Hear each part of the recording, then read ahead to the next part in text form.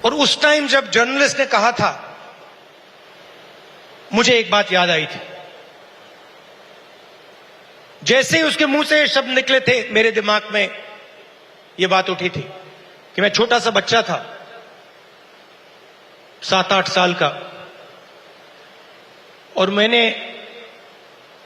इंदिरा गांधी जी से यह सवाल पूछा कि दादी, मरने के बाद आपके बारे में लोगों को क्या कहना चाहिए, क्या सोचना चाहिए? जानते हो इंदिरा गांधी जी ने क्या जवाब दिया, जो मुझे आज तक परफेक्ट जवाब लगा।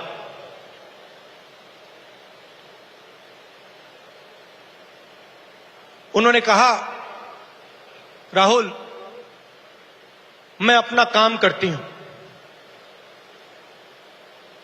मरने के बाद लोग मेरा क्या सोचें क्या ना सोचें, मुझे कोई फर्क नहीं पड़ता है। मुझे इंटरेस्ट अपने काम से है, और अगर पूरी दुनिया मेरे मरने के बाद मुझे भूल जाए, वो भी मेरे लिए मंजूर है, अगर मैंने अपना काम पूरा किया। तो यही मेरी सोच है। लोग क्या सोचेंगे क्या नहीं सोचेंगे, मुझे कोई फर्क नहीं पड़ता। सच्चाई क्या है और मुझे क्या करना है, वो मैं करना चाहता हूं।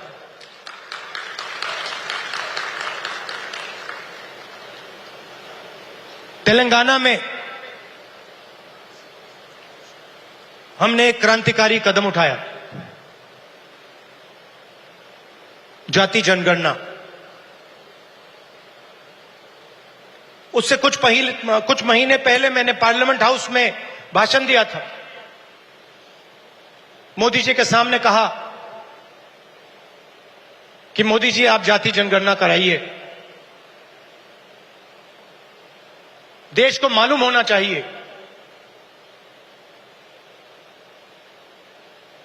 इस देश में दलित कितने हैं,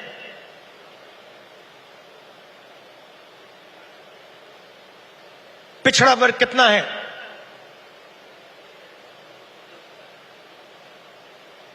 अति पिछड़ा कितना है, अति दलित कितने हैं, आदिवासी कितने हैं, माइनॉरिटीज कितने हैं, गरीब जनरल कास्ट के कितने लोग हैं।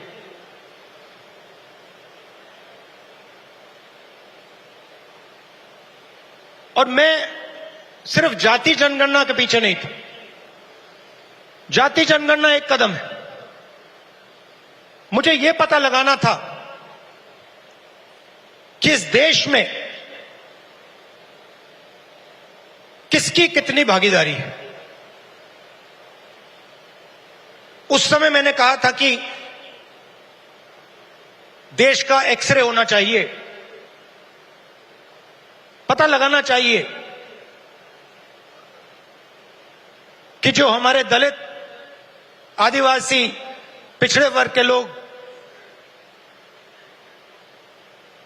धूप में काम करते हैं,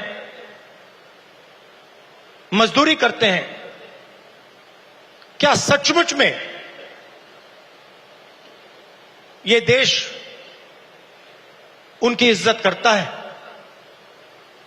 क्या सचमुच में ये देश उनको जगह देता है? ये मेरे दिमाग में सवाल था। मोदी जी ने, आरएसएस ने साफ कह दिया, हम जाति जनगणना नहीं करेंगे, हम जानना नहीं चाहते हैं,